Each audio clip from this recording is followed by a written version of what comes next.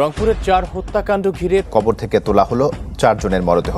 নির্বাহী ম্যাজিস্ট্রেটের নেতৃত্বে মরদেহ উত্তোলন করা হয়।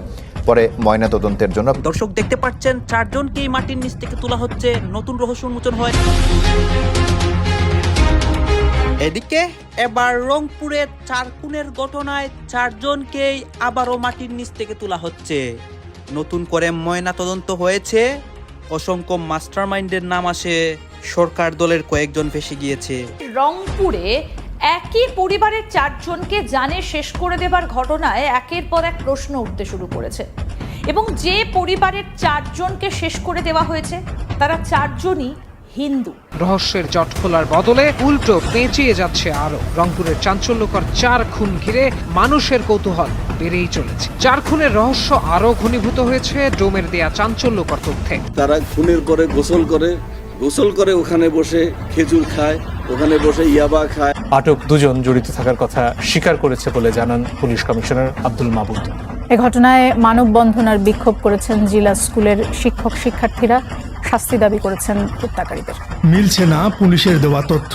রংপুরের সেই ঘটনার চাঞ্চল্যকর নতুন মোড়। দর্শক, একটি সাধারণ ঘটনাকে যখন প্রশাসন খুব সহজভাবে ব্যাখ্যা করে আর পারিপার্শ্বিক প্রমাণ যখন সম্পূর্ণ উল্টো কথা বলে, তখন স্বাভাবিকভাবেই রহস্যের জাল আরো গভীর হয়। রংপুরের 4 খুনের ঘটনায় এবার প্রশাসন বিপদে পড়েছে। 4 জনকে আবারও মাটির নিচ থেকে তোলার রায় হয় আদালতে। আজকে তাদেরকে তোলাও হয়েছে। নতুন করে একটা ময়না তদন্তের রিপোর্ট আসে। এই রিপোর্টের মধ্যে সকল রহস্য উন্মোচন হয়, তাদের সাথে যা যা করা হয়েছিল। দর্শক শ্রোতা, এই মামলায় সরকার দলীয় অনেকেই ফেঁসে যায় এবং অসংখ্য মাস্টারমাইন্ডের নাম বেরিয়ে আসে। এই ঘটনাটি পর্যালোচনা করে আমরা এমন কিছু তথ্য পাই, যেই তথ্যগুলা দেখলে আপনারা অবাক হয়ে যাবেন। আমরা কথা বাড়াবো না, আমরা সরাসরি ভিডিওর মূল আলোচনায় চলে যাব।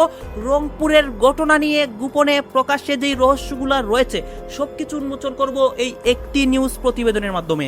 একটি হৃদয় বিদারক হত্যাকাণ্ড আর জমাট বাঁধা নানা প্রশ্ন। রহস্যের জট খোলার বদলে উল্টো পেঁচিয়ে যাচ্ছে আরো। রংপুরের চাঞ্চল্যকর 4 খুন ঘিরে মানুষের কৌতূহল বেড়েই চলেছে। 4 খুনের রহস্য আরো ঘনীভূত হয়েছে ডোমের দেয়া চাঞ্চল্যকর তথ্যে। সামাজিক মাধ্যমে ছড়িয়ে পড়া এক ভিডিওতে নিহত 2 নারী অর্থাৎ গণপতির স্ত্রী ও কন্যাকে নিয়ে গা শিউরে ওঠা বর্ণনা দেন স্থানীয় এক ডোম। ভিডিওতে তাকে বলতে শোনা যায়, মা ও মেয়ের 2 জনের শরীরেই ধর্ষণের আলামত পাওয়া গেছে এবং সে আলামত তিনি রেখেও দিয়েছেন। জানান, পরবর্তী প্রতিবেদনের বিষয়টি তার ওপর নয়, বরং দায়িত্বপ্রাপ্ত ডাক্তারের উপর নির্ভর করে। ডাক্তারের উপর তো আমি তো কিছু বলতে পারবো না। এবং ডাক্তার যদি তাকে ভিসা রাখবার চায় যে ভিসা রাখি দাও, তাহলে রাখি দেবো। আর যদি বলে না রাখবে না, কোনো ব্যথি নাই, তাহলে রাখবো না। ডাক্তার যখন বেড়েছে, ডাক্তার বললো এটা ভেজালি সব বাড়ি করে নেয়। এছাড়াও এই হত্যাকাণ্ডে বেশ কয়েকটি প্রশ্ন ছিল আগে থেকেই। বাড়ির 60 লাখ টাকার হদিস না মেলা, ঘটনার কিছু আগে বিদ্যুৎ সংযোগ বিচ্ছিন্ন হওয়া, 4 খুনের পরও আশপাশের কেউ কোনো আওয়াজ না পাওয়া, চারপাশে হিন্দু পাড়া হওয়া সত্ত্বেও ঘটনার পরদিন নামাজের সময় পর্যন্ত অভিযুক্তদের অপেক্ষা করার বিষয়গুলো নিয়ে এখনো জট খোলেনি। এর মধ্যেই নতুন করে প্রশ্ন উঠেছে, সিআইডি টিম কিছু আলামত কেন নজরে নেয়নি? প্রথমত, গোয়েন্দা দল ঘটনাস্থলের বিভিন্ন বিষয়ে থাকা ফিঙ্গারপ্রিন্ট সংরক্ষণ করেনি। এছাড়া খুনের দায়ে অভিযুক্তরা মাদকাসক্ত হয়ে থাকলে তাদের রক্তের নমুনা সংগ্রহ করার প্রয়োজন থাকলেও তা করা হয়নি। এ বিষয়ে রংপুর পুলিশের ভারপ্রাপ্ত এসপি সুমিত চৌধুরী বলেন, ফিঙ্গারপ্রিন্ট সংগ্রহ করার মতো পরিস্থিতি ছিল না, তাই সংগ্রহে রাখা হয়নি। অভিযুক্তদের রক্তের নমুনা পরীক্ষার প্রয়োজন নেই বলে জানান তিনি। মামলার দ্বিতীয় তদন্ত কর্মকর্তা জিন্নাত আলী জানিয়েছেন, দ্রুত ময়না তদন্ত প্রতিবেদন নেওয়ার চেষ্টা চলছে। আরও আলামত দরকার হলে তা সংগ্রহ করা হবে। মামলা ঘিরে সামাজিক যোগাযোগ মাধ্যম ও সংবাদ মাধ্যমে ওঠা বিভিন্ন প্রশ্ন গুরুত্বের সঙ্গে খতিয়ে দেখা হচ্ছে। এর আগে শনিবার রাত 11টার দিকে রংপুর নগরীর কামাল কাসনা দাসপাড়ায় নিজ বাড়ি থেকে গণপতি চক্রবর্তী, তার স্ত্রী প্রীতিলতা চক্রবর্তী, মেয়ে আগামী চক্রবর্তী ও ছেলে আয়ুষ চক্রবর্তী প্রিয়মের লাশ উদ্ধার করে পুলিশ। এ ঘটনায় রোববার মুগ্ধ দাস ও সিদ্ধার্থ দাস নামে 2 জনকে আটক করে মহানগর গোয়েন্দা পুলিশ। তারা এরই মধ্যে আদালতে 164 ধারায় স্বীকারোক্তিমূলক জবানবন্দি দিয়েছে, কিন্তু এরপরও প্রশ্ন থেকেই গেছে। এদিকে মঙ্গলবার নগরীর কামাল কাসনা দাসপাড়ায় নিজ বাড়িতে নিহত গণপতি চক্রবর্তী ও তার স্ত্রী সহ 2 সন্তানের শ্রাদ্ধানুষ্ঠান সম্পন্ন হয়েছে। এছাড়াও রংপুর জেলা স্কুলে স্মরণ সভা ও প্রার্থনা অনুষ্ঠানও হয়। আগামী 3 দিনের মধ্যে হত্যাকাণ্ডের প্রকৃত রহস্য উদ্ঘাটন না হলে রংপুর লকডাউন কর্মসূচি দেওয়ার হুঁশিয়ারি দেন শিক্ষক শিক্ষার্থীরা। ঘাতকের গায়ে নখের আঁচড়ের দাগ, আর এই ছোট্ট সূত্র ধরেই উন্মোচিত হয় রংপুরের চাঞ্চল্যকর 4 খুনের নেপথ্য রহস্য। পুলিশের হাতে গ্রেফতারের পর নিজেদের নৃশংসতার পুরো বিবরণ এবং আদালতের কাছে 164 ধারায় স্বীকারোক্তিমূলক জবানবন্দি দেয় 2 ঘাতক। এর ভিত্তিতেই আদালতের নির্দেশে গ্রেফতার 2 যুবক মুগ্ধ দাস ও সিদ্ধার্থ দাসকে পাঠানো হয় কারাগারে। তবে আসামিদের গ্রেফতার ও পুলিশের দেয়া তথ্য নিয়ে জনমনে রয়ে গেছে নানা প্রশ্ন। নিহত গণপতি চক্রবর্তীর স্বজন ও স্থানীয়দের দাবি, নতুন বাড়ি নির্মাণের শুরু থেকেই তাদের কাছে একটি প্রভাবশালী মহল মোটা অঙ্কের চাঁদা দাবি করে আসছিল।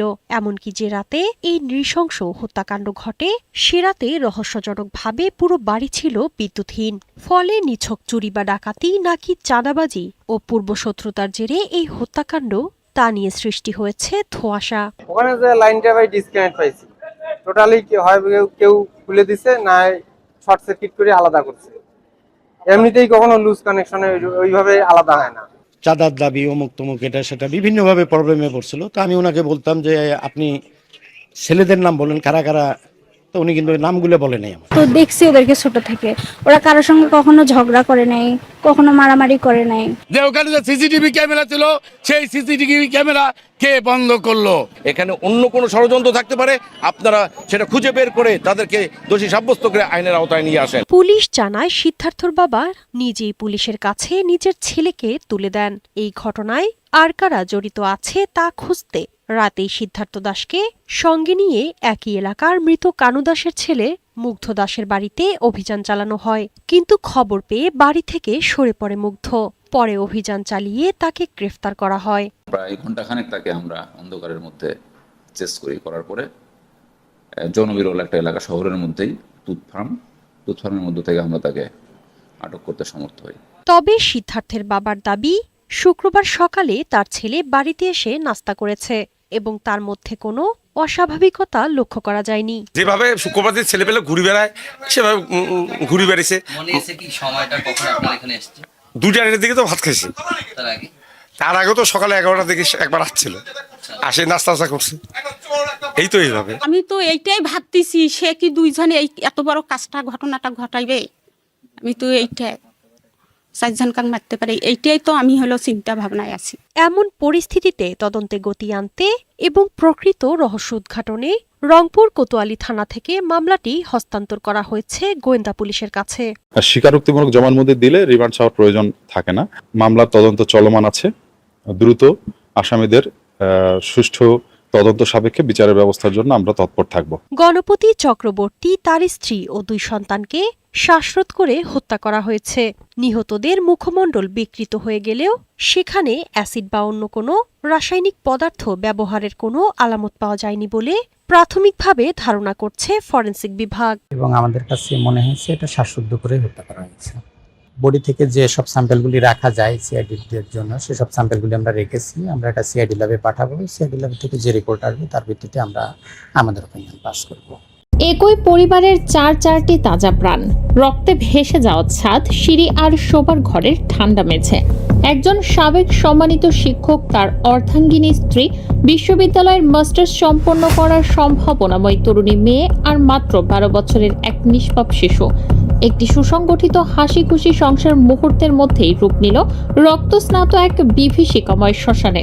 বাহ্যিকভাবে মনে হয়েছিল এটি হয়তো নিছকই এক নৃশংস ডাকাতির ঘটনা, কিন্তু রক্তের দাগ শুকানোর আগেই পুলিশ প্রশাসন দাবি করে বসল এক অভূতপূর্ব ও গা শিউরে ওঠার তথ্য। ছাদে বসে ইয়াবা সেবনে বাধা দেয় নাকি এক লহমায় নিশ্চিহ্ন করে দেওয়া হয়েছে আস্ত একটি পরিবারকে। কিন্তু জনমনে এবং রাজনীতির ময়দানে যখন তৈরি হয়েছে তীব্র সন্দেহ আর ক্ষোভের আগ্নেয়গিরি, তখন প্রশ্ন ওঠে, সত্যি কি এটি সাধারণ 2 মাদকসেবীর হঠাৎ নেওয়া কোনো হটকারী সিদ্ধান্ত, নাকি এই ভয়াবহ গণহত্যার পর্দার আড়ালে ঢাকা পড়ে যাচ্ছে অন্য কোনো গভীর রহস্যময় ও কুৎসিত সত্য? রংপুর নগরীর অন্যতম শান্ত নিরিবিলি এলাকা কামাল কাছনার মাছুয়াপাড়া অবসরপ্রাপ্ত জেলা স্কুল শিক্ষক গণপতি চক্রবর্তী, তার স্ত্রী প্রীতিলতা চক্রবর্তী, মেয়ে প্রার্থী চক্রবর্তী এবং জেলা স্কুলের ৫ম শ্রেণীর ছোট ছেলে প্রিয়ম চক্রবর্তীকে নিয়ে সেখানেই বসবাস করতেন। প্রতিবেশীদের কাছে অত্যন্ত সৎ, মার্জিত ও বিবাদহীন পরিবার হিসেবে সুনাম ছিল তাদের। কিন্তু সেই নিভৃত নীর যে এমন এক নরককুণ্ডে পরিণত হবে তা কল্পনাও করতে পারেনি কেউ। থমথমে এক শনিবারের বিকেলে বন্ধ ঘরের দরজার ফাঁক দিয়ে যখন দুর্গন্ধ ভেসে আসতে শুরু করে, তখনই স্বজন ও স্থানীয়দের খবর পেয়ে পুলিশ দরজা ভেঙে উদ্ধার করে চারটি গলিত মরদেহ। মুহূর্তের মধ্যে পুরো রংপুর নগরী স্তব্ধ, আতঙ্কিত হয়ে পড়ে। পুলিশের প্রাথমিক তদন্তে দ্রুত গ্রেপ্তার করা হয় 2 তরুণকে, সিদ্ধার্থ দাস এবং মুগ্ধ দাস। সম্পর্কে তারা মামাতো ফুফাতো ভাই। মুগ্ধ কাজ করেন সিটি বাজারের মাছের দোকানে, আর সিদ্ধার্থ প্রায় 8 বছর ধরে নগরীর একটি জুয়েলারি দোকানে স্বর্ণের কারিগর হিসেবে নিয়োজিত। পুলিশের সরকারি ভাষ্য মতে গত বৃহস্পতিবার গভীর রাতে পাশের একটি ভবনের ছাদ ডিঙিয়ে গণপতি চক্রবর্তীর নির্মাণাধীন 3 তলা বাড়ির ছাদে উঠেছিল তারা। তাদের উদ্দেশ্য ছিল নিরিবিলিতে ইয়াবা সেবন করা, কিন্তু ছাদে কিসের যেন শব্দ পেয়ে কৌতূহলবশত উপরে যান গৃহকর্তা গণপতি চক্রবর্তী। পরিচিত 2 তরুণকে নিজের বাড়ির ছাদে ইয়াবা সেবন করতে দেখে তিনি তীব্র প্রতিবাদ জানান এবং বাধা দেন। আর ঠিক তখনই নিজেদের গোপন অপরাধ প্রকাশ হয়ে যাওয়ায় আশঙ্কায় ঘাতক রূপ ধারণ করে ওই 2 তরুণ। কাঁধে থাকা গামছা দিয়ে পেঁচিয়ে গণপতি চক্রবর্তীকে শ্বাসরোধ করে হত্যা করা হয়। প্রায় 4-5 মিনিটের নির্মম ধস্তাধস্তির পর ছাদেই ঢলে পড়েন শিক্ষক, কিন্তু রক্তের এই বিভৎস তাণ্ডব সেখানেই শেষ হয়নি। স্বামীর গোঙানি আর অস্পষ্ট শব্দ শুনে সিঁড়ি দিয়ে উপরে উঠছিলেন স্ত্রী প্রীতিলতা চক্রবর্তী, কিন্তু মাঝপথেই তার উপর ঝাঁপিয়ে পড়ে ঘাতকরা। গামছা পেঁচিয়ে সিঁড়িতেই নিস্তব্ধ করে দেওয়া হয় তাকে। মায়ের শেষ আকুতি আর চিৎকার শুনে ছুটে এসেছিলেন 25 বছর বয়সী মেয়ে প্রার্থী চক্রবর্তী, কিন্তু ঘাতকদের করুণা হয়নি, তাকেও মুখে ও গলায় রশি পেঁচিয়ে চিরতরে নীরব করে দেওয়া হয়। সবশেষে ঘাতকরা প্রবেশ করে ঘরের ভেতরে, যেখানে গভীর ঘুমে আচ্ছন্ন ছিল 12 বছরের ছোট্ট শিশু প্রিয়ম। ঘাতকদের চিরে ফেলার অপরাধে 2 তরুণ একসাথে ঝাঁপিয়ে পড়ে সেই নিষ্পাপ শিশুর ওপর। কাপড়ে পেঁচিয়ে এবং মুখে বালিশ চাপা দিয়ে হত্যা করা হয় তাকে, যার যন্ত্রণায় শিশুটির চোখ পর্যন্ত ঠিকরে বের হয়ে এসেছিল। চোখের কোণ দিয়ে রক্ত চুইয়ে পড়া সেই অবোধ শিশুর লাশ যেন পুরো সমাজের বিবেকের সামনে এক বিশাল প্রশ্নচিহ্ন এঁকে দেয়। 4টি প্রাণ কেড়ে নেওয়ার পরও ঘাতকদের ভেতরে বিন্দুমাত্র অপরাধ বোধ কিংবা ভয়ের লেশমাত্র ছিল না। 4 জন মানুষের নিথর লাশের পাশে রক্তস্নাত বাড়িতে তারা অবস্থান করে ঘন্টার পর ঘন্টা প্রিয়মের ঘরের বাথরুমে গিয়ে ঠান্ডা পানিতে গোসল করে, ফ্রিজ খুলে পরম আরামে খেজুর ও শশা বের করে খায় এবং ঘটনাস্থলে পুনরায় সেবন করে ইয়াবা। পরদিন শুক্রবার জুমার নামাজের সময় যখন পুরো এলাকা জনশূন্য ও রাস্তাঘাট ফাঁকা হয়ে যায়, তখন আলমারি ও ড্রয়ার তছনছ করে স্বর্ণালঙ্কার পকেটে পুরে এবং একটি পরিকল্পিত ডাকাতির নাটক সাজিয়ে তারা বাড়ি থেকে বেরিয়ে যায়। পুলিশকে বিভ্রান্ত করতে এবং আলামত নষ্ট করতে ঘরের 2টি মোবাইল ফোন ডিটারজেন্ট মিশ্রিত পানিতে ডুবিয়ে রাখা হয়। কিন্তু এখানেই শেষ নয়। পুলিশ প্রশাসন যখনই ইয়াবা সেবনে বাধার সহজ ও নাটকীয় গল্প সামনে এনে মামলাটির দ্রুত জবনিকাপাত ঘটাতে চাইছিল, ঠিক তখনই স্থানীয় বাসিন্দা, নিহতের স্বজন এবং বিশিষ্ট নীতি নির্ধারক মহলে দেখা দেয় গভীর অবিশ্বাস।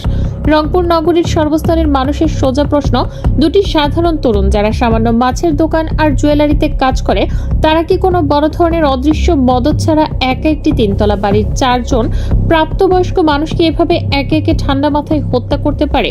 কিভাবে তারা হত্যার পর কয়েক ঘন্টা ধরে সেই বাড়িতে অবস্থান করে গোসল করে, ফ্রিজার খাবার খায় আর মাদক সেবন করে? নাকি পুরো স্ক্রিপ্টের আড়ালে মূল অপরাধীদের আড়াল করার এক সুপরিকল্পিত অপচেষ্টা চলছে? আর ঠিক সেখানেই দেখা দেয় নতুন প্রশ্ন। রংপুর শহরের আইন শৃঙ্খলা বাহিনীর অতীত তদন্তের রেকর্ড নিয়ে জনমনে বহু আগে থেকেই বড় ধরনের অসন্তোষ রয়েছে। কয়েক বছর আগের আন্তর্জাতিকভাবে আলোচিত জাপানি নাগরিক হোশিকুনিও হত্যাকাণ্ডের কথা মনে করিয়ে দিচ্ছেন স্থানীয় সচেতন মহল। সেই সময়ও পুলিশ তাড়াহুড়ো করে সংবাদ সম্মেলন ডেকে নির্দোষ ব্যক্তিদের অপরাধী বানিয়ে পেশ করেছিল, কিন্তু দীর্ঘ কয়েক মাস পর আসল রহস্য উন্মোচিত হলে পুলিশকে আনুষ্ঠানিকভাবে নিজেদের ভুলের জন্য ক্ষমা চাইতে হয়েছিল। আজকের এই মাছুয়াপাড়ার 4 খুনের ট্র্যাজেডিতেও কি এক ইতিহাস নতুন করে তার কলঙ্কিত পুনরাবৃত্তি ঘটাতে যাচ্ছে? ঘটনার মোড় ঘুরতে শুরু করে তখনই যখন অনুসন্ধানে উঠে আসে গণপতি চক্রবর্তীর নতুন বাড়ি নির্মাণের পেছনের এক পুরনো কলঙ্কিত বিপজ্জনক ইতিহাস। এলাকার অধিবাসীদের গোপন তথ্যানুযায়ী গণপতি চক্রবর্তী যখন তার 3 তলা বাড়িটি নির্মাণ করছিলেন, তখন স্থানীয় একটি সুসংগঠিত সন্ত্রাসী ও চাঁদাবাজ সিন্ডিকেট তার কাছে মোটা অঙ্কের চাঁদার দাবি করেছিল। সোজা স্বভাবের এই শিক্ষক চাঁদা দিতে অস্বীকৃতি জানালে তাকে বিভিন্ন সময় ভয়ভীতি ও হুমকি দেওয়া হতো। বিষয়টি তখন প্রশাসনকে জানানো হলেও রহস্যজনক কারণে পুলিশ কোনো পদক্ষেপ নেয়নি। তবে কি সেই পুরনো বকেয়া চাঁদার শোধ তুলতে এবং প্রতিবাদী শিক্ষককে চরম শিক্ষা দিতে পেশাদার কোনো চক্রকে দিয়ে ঘটানো হয়েছে এই সুপরিকল্পিত হত্যাকাণ্ড? ইয়াবা সেবনের ধোঁয়াশা কি তবে সেই বিষাক্ত চাঁদাবাজ সিন্ডিকেটকে রাষ্ট্রীয় নজর থেকে আড়াল করার এক সুচিন্তিত কভার স্টোরি? পর্দার আড়ালে চলছিল ভিন্ন এক হিসাব। মামলার আলামত হিসেবে ঘর থেকে একটি স্বর্ণের চুড়ি আগুনে পরীক্ষা করার চিহ্ন পাওয়া গেছে। প্রশ্ন ওঠে, একজন সাধারণ মাদক সেবী কি এত বড় গণহত্যার পর আলামত নষ্ট করতে মোবাইল ফোন ডিটারজেন্ট পানিতে চুবিয়ে রাখবে এবং নিখুঁতভাবে আগুনের স্বর্ণের খাঁটিত্ব পরীক্ষা করবে? এটি কি সাধারণ কোনো তাৎক্ষণিক অপরাধ নাকি সুপরিকল্পিত কোনো স্বর্ণ ডাকাতি ও পরিকল্পিত খুনের নকশা, যেখানে উদ্দেশ্য প্রণোদিতভাবে মাদককে কেবল একটি ঢাল হিসেবে ব্যবহার করা হচ্ছে? রহস্যের অন্ধকার আরো ঘনীভূত হয় যখন সীমান্ত সংলগ্ন ও বৈদেশীয় সংযোগের বিষয়টি সামনে আসে। এলাকার প্রত্যক্ষদর্শী ও প্রতিবেশীদের একাংশের দাবি, নিহতের পাশের বাড়িতে প্রায়শই সীমান্ত পারের কিছু অজ্ঞাত পরিচয় সন্দেহভাজন ব্যক্তি ও দূরসম্পর্কের আত্মীয়দের আনাগোনা ছিল। এই নৃশংস হত্যাকাণ্ডের আগেও পরে সেই সন্দেহভাজনদের ভূমিকা কি ছিল, কিংবা তাদের সাথে কোনো পুরনো দ্বন্দ্ব ছিল কিনা সে বিষয়ে তদন্তকারী সংস্থা কেন পুরোপুরি নীরব? কেন সেই দৃষ্টিকোণটি খতিয়ে না দেখে তাড়াহুড়ো করে তদন্তের ইতি টানার চেষ্টা চলছে? আজ রংপুরের রাজপথে তীব্র আগ্নেয়গিরির উত্তাপ। জেলা স্কুলের হাজার হাজার শিক্ষার্থী ও সাধারণ জনগণ ব্যানার ফেস্টুন নিয়ে রাজপথে নেমে এসে প্রতিবাদে ফেটে পড়েছে। বিক্ষুব্ধ শিক্ষার্থীদের স্পষ্ট দাবি, পুলিশের সাজানো এই বানোয়াট গল্প তারা কোনোভাবেই মেনে নেবে না। বিরোধী রাজনৈতিক দল জামায়াত ইসলামের স্থানীয় শীর্ষ নেতারা সরাসরি নিহতের বাড়ি পরিদর্শন করে পুলিশের দাবিকে নাকচ করে দিয়েছেন। তারা সাফ জানিয়ে দিয়েছেন, সামান্য মাদক সেবনে বাধা দেয় একটি পরিবারের সবাইকে একে একে চিনে ফেলার ভয়ে হত্যা করা হয়েছে। এই অবিশ্বাস্য কাহিনী ডালপালা মেলে মূল ঘটনাকে আড়াল করার পায়তারা মাত্র। পুলিশ যদি সঠিক ও বস্তুনিষ্ঠ তথ্য তুলে না ধরে তবে রংপুর জুড়ে গড়ে তোলা হবে তীব্র গণ আন্দোলন। অন্যদিকে নিষিদ্ধ ঘোষিত রাজনৈতিক অপশক্তি সামাজিক যোগাযোগ মাধ্যমে এই মানবিক ট্র্যাজেডিকে কেন্দ্র করে অসত্য তথ্য ছড়াতে এবং ঘোলা পানিতে মাছ শিকারের নোংরা খেলায় মেতে উঠেছে। একটি সাজানো সংসার এক রাতে রক্তে ভেসে গেল, 4টি স্বপ্ন চিরতরে হারিয়ে গেল অন্ধকারের অতল গহ্বরে। একটি নিষ্পাপ শিশুর করুণ আর্তনাদ আর রংপুর জেলা স্কুলের একজন প্রবীণ শিক্ষকের রক্ত আজ দেশের আইন শৃঙ্খলা ও বিচার ব্যবস্থার সামনে এক বিশাল প্রশ্নবোধক চিহ্ন হয়ে দাঁড়িয়েছে। ইয়াবার বিষাক্ত ছায়া স্থানীয় শক্তিশালী সিন্ডিকেটের অশুভ থাবা নাকি সুদূর প্রসারী কোনো আন্তর্জাতিক রহস্য? কোনটি এই নৃশংস বিভীষিকার আসল চালিকা শক্তি? প্রশাসন কি পারবে সব প্রভাব ও বাধার ঊর্ধ্বে উঠে আসলে সত্যকে উন্মোচিত করতে?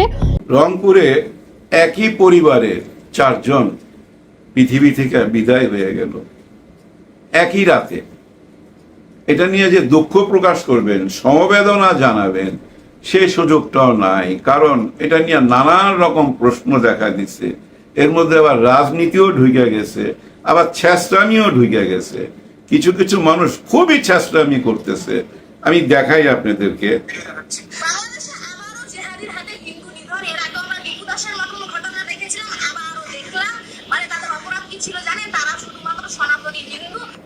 এটা বাংলাদেশের রংপুরের একটা হিন্দু পরিবারের কান্না, যেখানে কিনা এই দেখতে পাচ্ছেন এই যে 4 জন পরিবারের 4 জনকে একসাথে নৃশংসভাবে হত্যা করে দিয়েছে বাংলাদেশের জিহাদিরা। বাংলাদেশের জেহাদিরা, বুঝছেন? মূল কথা ওই জায়গায়। যদি ওই মুগ্ধ দাস যার নাম, ওর নাম যদি মুগ্ধ দাস না হইয়া মোজাম্মেল হইতো তাইলে ঘটনা ঘটা যাইত। আরেকজনের নাম স্নিগ্ধ দাস, ওর নাম যদি স্নিগ্ধ দাস না হইয়া সিকান্দর হইতো তাইলে ঘটনাটা অন্যরকম হয়ে যাইত, যেটা সবাই চাচ্ছে। হ্যাঁ, এই রাজনীতিটাই করতে চাচ্ছে ভাই ব্রাদার। একটুখানি বোঝার চেষ্টা করেন। যারা বলতে চাচ্ছে 2 জনের পক্ষে এই 4 জনকে মারা কি সম্ভব? ভাই ব্রাদার, 4 জনের মধ্যে 1 জন বাচ্চা আর 2 জন মেয়ে মানুষ আর 1 জন পুরুষ। কিভাবে মার্ডারটা হয়েছে অনেকে আপনারা জানেন। আসল ঘটনাটা কি জানেন? 4 জন কেন 10 জনকে মার্ডার করা যায় এই 2 জনের পক্ষে সম্ভব। কারণ তারা মাদক আসক্ত। আর এমন একটা মাদক, যে মাদকের এত শক্তি ভাই, বললাম তো 10 জনের সাথে, এই 2 জন যদি 10 জনের সাথেও মারামারি করে না, ওই 10 জন হাইরা যাবে যদি এরা ওই মাদকটাই না মারামারি করতে যায়। অন্যরকম শক্তি গায়ে চলে আসে। তো ভাই এটা সম্ভব, অবশ্যই সম্ভব। আসেন আমরা এই ব্যাপারটা নিয়ে একটু আলাপ করি, কেন এত সন্দেহ, কেন বিশ্বাস করতে চাচ্ছে না, আর রাজনীতিটা কি হইতেছে। ভাই ব্রাদার দেখেন, ওরা কিন্তু ওই শিক্ষকের ছাদের মধ্যে আসছিল। কেন আসছে? পাশের ছাদেও তো খাইতে পারতো, কারণ ওইটা খোলামেলা ছাদ, ওখানে প্রচুর বাতাস, ওদের একটা কিছু আড়াল লাগবে। এই ছাদে 2.5 ফিট একটা দেওয়াল আছে, বাউন্ডারি একটা দেওয়াল আছে, ওই দেওয়ালের কোনায় বৈশা হয়তো খাবে, ওইখান থেকে বাতাস থেকে বাঁচতে পারবে। কারণ এই মাদক নিবার জন্য ওই গ্যাস লাইট লাগে, ওই ফয়েল পেপার লাগে, আর ওই গ্যাস লাইট যখন আপনি জ্বালাবেন বাতাসে নিভাই দিতে পারে, ডিস্টার্ব হইতে পারে। ভাই একটা 300, 400, 500 টাকা দিয়ে কিনে আনছে, এটা যত্ন কইরা খাইতে হবে না, যার জন্য আসতে পারে। কারণ কি, ওই ছাদ থেকে এই ছাদে আসা, ওই ছাদ থেকে এই ছাদে আসা, ওই 2.5 ফিটের একটা ওয়াল, ওইটুক পার হওয়া কোনো ব্যাপার না। ওই ছাদটা যেহেতু খোলা, এই ছাদে আসছে বাতাস থেকে আড়াল হইয়া ওইটা খাওয়ার জন্য। এখন কথা হচ্ছে দেখেন, ওরা যদি মার্ডার করতে আসতো, ওদের যদি ওই উদ্দেশ্য থাকতো এই শিক্ষকের ঘর থেকে গয়নাগাটি লুট করুন, টাকা পয়সা লুট করুন, যদি ওই উদ্দেশ্য থাকতো, তাহলে তো ভাই ওরা ওই ঘরের দিকেই যাইতো। তাহলে তো ওরা ওই ছাদের যে সিঁড়িঘর আছে, ওইটার মধ্যে একটা দরজা আছে, ওইটা খুইলা ওই টিচারের ঘরের দরজা যায় নক করতো। ওদের যদি ওই উদ্দেশ্য থাকতো, ওরা ছাদেই ছিল। ওই টিচার কিন্তু ছাদে আসছে, কেন আসছে? উনি হয়তো টুকটাক আওয়াজ পাইছে, মনে করছে যে ছাদে কেউ আছে, থাকতে পারে, ওই সন্দেহে আসে। কারণ উনি খালি গায়ে গামছা নিয়ে আসছে, ওইখানে আসার পর হয়তো দেখা ফেলছে ওরা বাবা খাইতেছে, এটা নিয়ে তর্ক বিতর্ক হয়েছে। হয়তো শিক্ষক বলছে, শিক্ষক মানুষ তো ভাই, একটু শাসন করছে, শাসন কইরা বলছে এটা নিয়ে আমি কালকে বিচার ডাকুম, তোমরা আমার ছাদের মধ্যে কেন আসছো, এমন কথা বলতে পারে, যার ফলে উনার উপরে আক্রমণ করছে। কারণ এই মাদকটা এরকমই ভাই, ওদের মাথার মধ্যে তখন ঢুকছে, হায় হায় এ যদি বইলা দেয় তাহলে তো আমাদের সব কিছু শেষ। যে ছেলেটা স্বর্ণের দোকানে কাজ করে ও চাকরি হারাবে, সঙ্গে যে ছিল সে কিন্তু আবার বিবাহিত, তার মাথায় ঢুকছে হায় হায় এটা যদি কালকে জানাজানি হয়ে যায়, আমি বোর কাছে মুখ দেখামু কেমনে, শ্বশুর বাড়ি মুখ দেখামু কেমনে, এগুলো তখন মাথার মধ্যে ঢুকে গেছে। এই নেগেটিভ চিন্তা ঢুকে যাওয়ার পরই আক্রমণ করছে এবং মাইরা ফেলাইছে। মারার পর এখন দেখেন এই মারামারি করতে গিয়ে একটু ধস্তাধস্তি হয়েছে। আর স্বামী কেন আসতেছে না, স্বামী তো ছাদে গেছে, ওইটা দেখার জন্য ওনার ওয়াইফ আসছে। ওনার ওয়াইফ যখন সিঁড়ি দিয়ে আসতেছিল তখন তাকে ধরছে, তাকে ধরে ওই একই কাজ করছে। এরপরে তারা ঘরে ঢুকছে। এবং এমনও হইতে পারে ওই মেয়েটা তো ভাই বড় হয়েছে, হ্যাঁ ভাই, ছোটখাটো না, বাচ্চা না, ছেলেটা বাচ্চা, কিন্তু ওই মেয়েটা যখন সামনে আসছে, সে যখন দেখা ফেলাইছে তাকেও ধরছে, তাকেও মাইরা ফেলছে, হয়তো ওই বাচ্চাটাও দেখে ফেলছে, তাকেও মারছে। কিন্তু এখন একটা প্রশ্ন আমার মাথার মধ্যে ঘুরতেছে, এরা তো একটা ক্রাইমের মধ্যে ঢুইকেই গেছে, তাই না? ক্রাইম কইরা ফেলছে, মাইরা ফেলছে, কিন্তু তারপরও কেন ওই ঘরে বৈশা বৈশা খেজুর খাইছে, শশা খাইছে, এবং ওই ঘর থেকে যে আবার গয়নাগাটি লুট করছে না, একজন তো স্বর্ণের দোকানে কাজ করে, সে আবার ওইটা আগুন দিয়া পোড়ায়া পরীক্ষা করছে যে এটা আসলে স্বর্ণ না ইমিটেশনের গয়না। চিন্তা করেন কত ঠান্ডা মাথায় এই কাজগুলা করছে। কিভাবে সম্ভব হইলো? সম্ভব হয়েছে ওই একটা কারণেই, কারণ তারা নেশায় ওয়ান ওয়ে রোডে ঢুকে গেছে, এখান থেকে ইউ টার্ন নেওয়ার কোনো রাস্তা নাই, ওদের মাথার মধ্যে তো ঢুকে গেছে, রক্তের খেলা তো খেলেই ফেলাইছে, ওইখান থেকে তার ফেরত আসার কোনো রাস্তা নাই। এখন ওরা বাঁচার চিন্তা করতেছিল কিভাবে বাইর হমু, ছাদ দিয়া যদি বাইর হইতে চাই আশেপাশের থেকে অনেকে দেখা ফেলতে পারে। আবার দেখেন এটাও শোনা গেছে যে ওরা আজানের জন্য অপেক্ষা করতেছিল, সেদিন শুক্রবার ছিল। কিন্তু প্রশ্ন হইল এলাকাটার নাম দাসপাড়া, এখানে আশেপাশে কতজন মুসলমান আছে আমার জানা নাই, এখানে কোনো মসজিদ আছে কিনা সেটাও আমার জানা নাই, থাকতে পারে, দূরে থাকতে পারে, কিন্তু একটা হিন্দু এলাকায় এবং বাড়িগুলা কিন্তু একটার সাথে একটা লাগানো, একেবারেই ঘন বসতি, কেউ টের পায় নাই। কেন টের পায় নাই? একটু আগেই বললাম, ওই নেশাটা করার পর অসুরের মতো একটা শক্তি চলে আসে, কোনো ব্যাপারই না ভাই, ওই মুখের মধ্যে যখন খাবলা মেরে ধরবে না, টু শব্দ করার কোনো ক্ষমতা থাকবে না, এতটা শক্তি চলে আসে ওই গায়ের মধ্যে। ওই কাজটা ওই জন্যই করতে পারছে। এখন কথা হইলো ওইখানে যে ইলেকট্রিক লাইনটা ছিল ওইটা কেন বিচ্ছিন্ন করা হইলো, ওইটারও জবাব দিছে কিন্তু পুলিশ। ওদের মাথার মধ্যে ঢুকছে যে ইলেকট্রিক লাইটটা যদি আমরা না ছিঁড়ি আমরা বাইর হইতে পারুম না, কারণ বাইরের দিকে কোথাও সিসি ক্যামেরা আছে, ওইটা যেন না দেখা যায়, এরকম একটা চিন্তা ভাবনা করছে। আসলে ভাই দেখেন ওই মাদক নেওয়ার পর না কোনো চিন্তা ভাবনা করার ক্ষমতা থাকেই না। দেখেন ওরা কিন্তু পালায়া যেতে পারতো, ওরা তো মার্ডার করছে, ওরা তো জানে। পালাই নাই কেন? একই এলাকার সবাই যদি পালায়া যায় সন্দেহ করবে, যার জন্য দেখেন নিজের ঘরে না ঘুমায়া ওই আত্মীয়র বাসায়, চাচাতো ভাইয়ের বাসায় যায় ঘুমায়া ছিল, ওইখানে যায় পুলিশ হানা দিছে। পুলিশ ওকে ধরার পর আরেকজনকে ধরছে, কিন্তু আরেকজনকে যখন ধরতে গেছে সে কিন্তু পিছনের দরজা দিয়ে ভাইয়া গেছে, পালাইছে। তারপরে কিন্তু চেজিং হয়েছে, পুলিশ তার পিছনে কিন্তু ওই রাত্রিবেলায় ছুটছে, সে যায় কোথাও একটা জায়গায় পালাইছিল, সেখান থেকে খুঁজা বাইর করছে ভোর রাতের দিকে। ও পালাবে কেন যদি কোনো অপরাধ না কইরা থাকে? তারপরে সবচেয়ে বড় কথা কি ভাই জানেন, তাদেরকে যখন ধইরা নিয়ে আসতেছিল তাদের কিন্তু এই শির দ্বারা এরকম সোজা ছিল না, মাথা নিচের দিকে ছিল, নত ছিল, কারো দিকে তাকাইতে পারতেছিল না, কারণ এলাকার সবাই তো তাদেরকে চিনে। কিন্তু কথা হচ্ছে ওই এলাকার মানুষই কেন এখন ওই মানববন্ধন করতেছে, তারা কেন পুলিশের কথা বিশ্বাস করতে চাচ্ছে না? আসলে এর পিছনে কোনো একটা রাজনীতি আছে। সেই রাজনীতিটা কি জানেন? যে কোনো অ্যাঙ্গেলে হোক এইটাকে যদি দেখাইতে পারে কোনো উগ্রবাদীর কাজ, তাইলে ভাই অনেক বড় ফায়দা। কারণ এলাকাটার নাম কি? রংপুর। এই জেলার নাম রংপুর। এটা নিয়ে অনেক কথাই আগে শুনছেন। এই রংপুর ওরা দখল করতে চায়, কিনা নিতে চায়। ওইখানে আবার ওই যে শিব মন্দির, আরো অনেক কাহিনী। ওই যে একজন অ্যারেস্ট হয়েছে ওই শিব মন্দির বানাইতে যায়, ওইটা তো আপনারা জানেন। এরকম অনেক কাহিনী আছে এই রংপুর নিয়ে। সরকারকে এই বিপদে ফেলার জন্যই এই পার্শ্ববর্তী দেশ থেকে এবং যারা পরাজিত শক্তি তাদেরই এই বয়ান কিন্তু সামনে নিয়ে আসতেছে। তারপরেও দেখবেন এটা নিয়ে বহু রকম প্রশ্ন সামনে আসবে। প্রশ্ন আসা উচিত, দরকার আছে ভাই। হ্যাঁ, প্রশ্ন কেন করবেন না, কিন্তু উত্তরও তো পাইতে হবে। উত্তর কিন্তু অলরেডি পুলিশ দিতেছে, সিআইডিও কিন্তু অলরেডি দিয়ে দিছে। ওনারা কিন্তু বলছে যে এরা নিজেরাই স্বীকারোক্তি দিছে, এই হত্যার পিছনে তাদেরই হাত।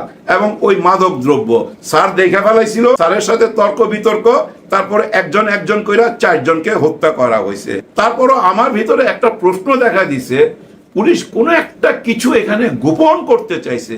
হ্যাঁ ভাই, এমন কিছু গোপন করতে চাইছে যেটা বাইরে যদি আসে এটা অন্যরকম একটা কালার হয়ে যাবে, মানুষের ভিতরে অন্যরকম রিয়াকশন হইতে পারে। এরকম কিছু কি আছে? কারণ এই কথাটা কেন বললাম, যে ওখানে কিন্তু একটা সুন্দরী মেয়ে ছিল, ওই যে আগামী চক্রবর্তী। ওই আগামী চক্রবর্তীর যে পোস্টমর্টম হয়েছে, ওইখানে একটা ডোমের সাক্ষাৎকার দেখলাম, আপনারাও দেখতে পাবেন।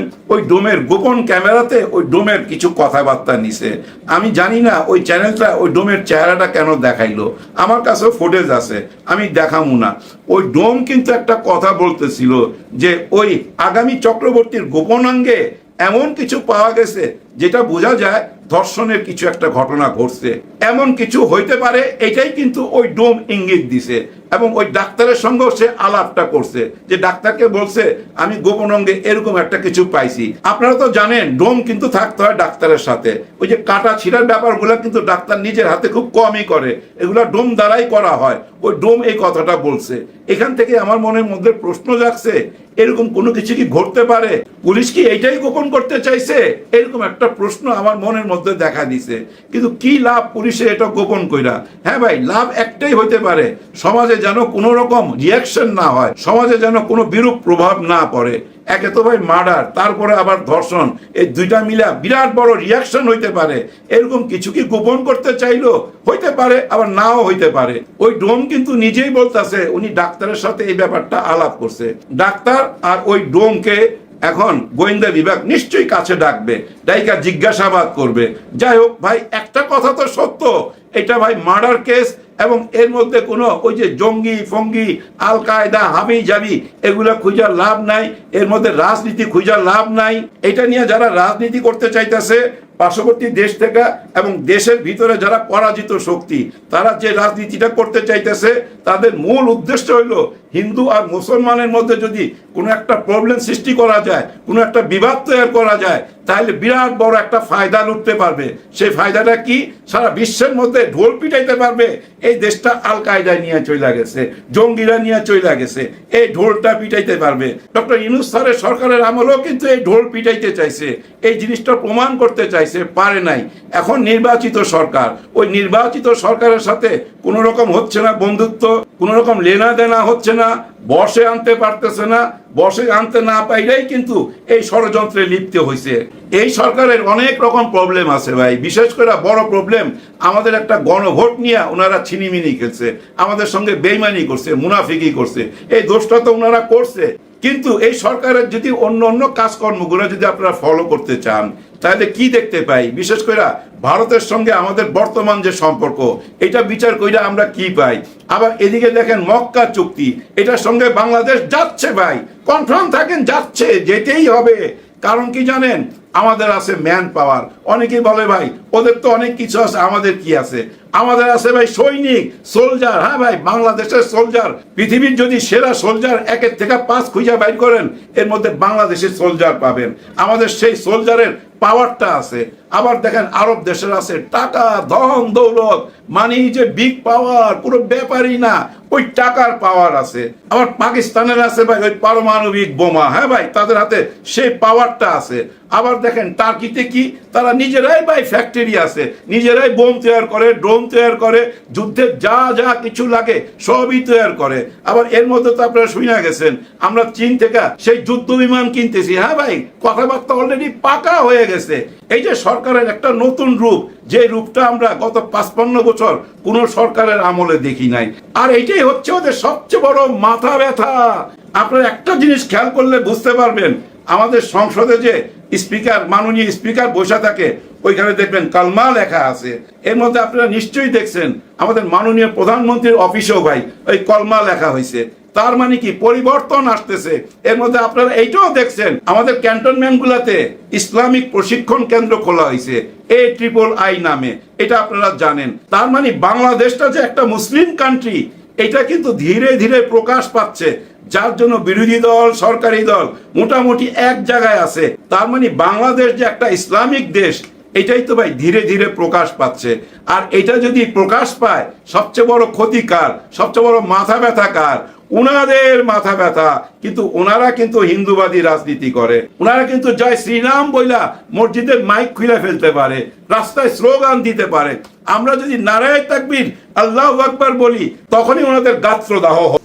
পুলিশের তথ্যমতে 21 ও 22 অক্টোবর দিনভর শিক্ষক গণপতি চক্রবর্তীর মরদেহ পড়েছিল নগরীর মাছুয়াপাড়া এলাকায় নিজের দ্বিতল বাড়ির ছাদে, অথচ আশপাশে রয়েছে একাধিক 3তলা ভবন। প্রশ্ন উঠেছে 2 দিনেও কারো চোখে কেন পড়ল না মরদেহ।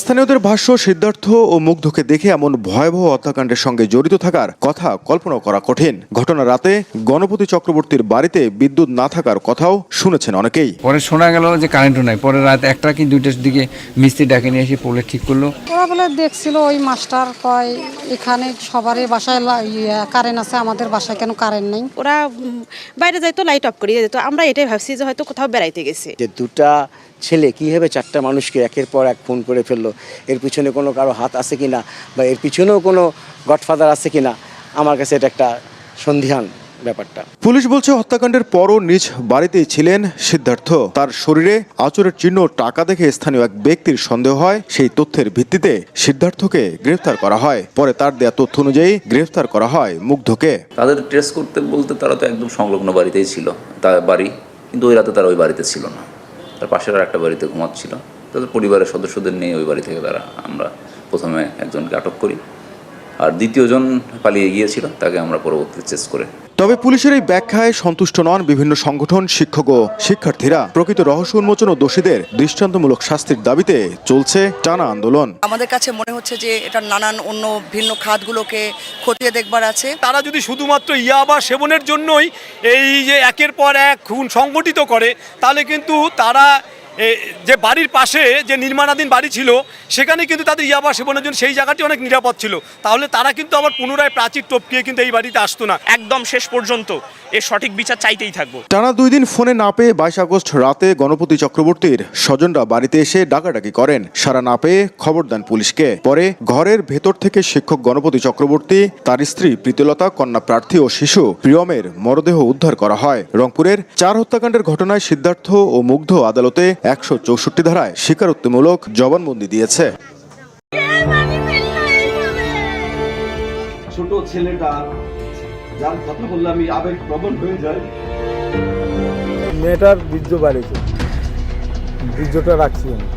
রংপুরের একই পরিবারের 4 জনকে শেষ করার সাথে জড়িত ভারত লাইভে এসে একই ভয়ঙ্কর চাঞ্চল্যকর তথ্য ফাঁস করলেন তারেক রহমান। দর্শক, একটি সাজানো গোছানো হাসি খুশি পরিবার, নিস্তব্ধ রাত আর মুহূর্তের মধ্যেই চারটি তরতাজা প্রাণের চিরবিদায়। রংপুরের মাছুয়াপাড়ায় সাবেক শিক্ষক গণপতি চক্রবর্তী এবং তার স্ত্রী, ছেলে ও মেয়ের এমন মর্মান্তিক পরিণতিতে গোটা দেশ যখন শোকে স্তব্ধ, ঠিক তখনই এই ঘটনার পেছনের অন্ধকার জগৎ থেকে বেরিয়ে আসতে শুরু করেছে এক ভয়ঙ্কর আন্তর্জাতিক চক্রান্তের গন্ধ। পুলিশ যাকে নিছকই ইয়াবা বা মাদকাসক্তদের কাণ্ড বলে ধামাচাপা দেওয়ার চেষ্টা করছিল, সেই ঘটনার আড়ালে যে কত বড় এক ভূ রাজনৈতিক মাস্টার প্ল্যান লুকিয়ে আছে তা হয়তো সাধারণ মানুষ ঘুণাক্ষরেও কল্পনা করতে পারেনি। কিন্তু দর্শক, আজ দেশের আকাশ বাতাস ভারী হয়ে উঠেছে এক অবিশ্বাস্য খবরে। যখন ভারতীয় মিডিয়াগুলো এই ঘটনাটিকে পুঁজি করে বাংলাদেশের সংখ্যালঘু নির্যাতনের মিথ্যা ধোঁয়া তুলে আন্তর্জাতিক মহলে অপপ্রচার চালাচ্ছে, ঠিক তখনই নীরবতা ভেঙে হঠাৎ জাতির সামনে লাইভে এলেন বাংলাদেশের বর্তমান প্রধানমন্ত্রী তারেক রহমান। আর লাইভে এসে তিনি দেশি বিদেশি ষড়যন্ত্রকারীদের মুখোশ টেনে ছিঁড়ে এমন এক চাঞ্চল্যকর ও ভয়ঙ্কর তথ্য ফাঁস করেছেন যা শুনে পুরো দেশ তো বটেই, খোদ ভারতীয় গোয়েন্দা সংস্থাগুলোরও রাতের ঘুম হারাম হয়ে গেছে। চলুন আজকের এই অত্যন্ত শ্বাসরুদ্ধকর এবং রোমাঞ্চকর প্রতিবেদনে জেনে নিই রংপুরের এই মর্মান্তিক ঘটনার সাথে ভারতের আসল কানেকশন কি এবং প্রধানমন্ত্রী তারেক রহমান লাইভে এসে ঠিক কি চরম সত্যটি জাতির সামনে তুলে ধরেছেন। একটু পেছনে ফিরে তাকাই। রংপুরের মাছুয়াপাড়ায় গণপতি চক্রবর্তীর বাড়িতে যে রাতে এই মর্মান্তিক ঘটনাটি ঘটে, তখন থেকেই সচেতন মহলের মনে হাজারো প্রশ্নের জন্ম নিয়েছিল। পুলিশের তড়িঘড়ি করে দেওয়া ছাদে ইয়াবা সেবনের থিওরি প্রথম থেকেই সাধারণ মানুষ এবং অপরাধ বিশেষজ্ঞদের কাছে অত্যন্ত দুর্বল এবং হাস্যকর ঠেকছিল, কারণ খোলা ছাদে ইয়াবা সেবন করা বাস্তবে প্রায় অসম্ভব। এর জন্য বদ্ধ ঘরের প্রয়োজন হয়। এছাড়াও আরও কিছু চাঞ্চল্যকর প্রশ্ন সামনে এসেছে যা পুলিশ এড়িয়ে যাচ্ছে। নিহতের স্বজনদের দাবি, বাড়ি নির্মাণের সময় গণপতি চক্রবর্তীর কাছে মোটা অঙ্কের চাঁদা দাবি করেছিল একটি প্রভাবশালী চক্র। তাহলে কি সেই চাঁদার টাকা না পেয়েই এই জঘন্য পরিণতি? অন্যদিকে ঘটনার সময় ওই বাড়ির বিদ্যুৎ সংযোগ বিচ্ছিন্ন ছিল, কিন্তু প্রশ্ন হলো এই বিদ্যুৎ সংযোগ কি ঘটনার আগে পরিকল্পিতভাবে বিচ্ছিন্ন করা হয়েছিল নাকি পরে? সবচেয়ে সন্দেহজনক বিষয়টি হলো ঘরের ভেতরের দৃশ্য। আলমারি, শোকেস আর কাপড় চোপড় এমনভাবে ছড়ানো ছিটানো ছিল যেন মনে হয় সেখানে কোনো ডাকাতি হয়েছে।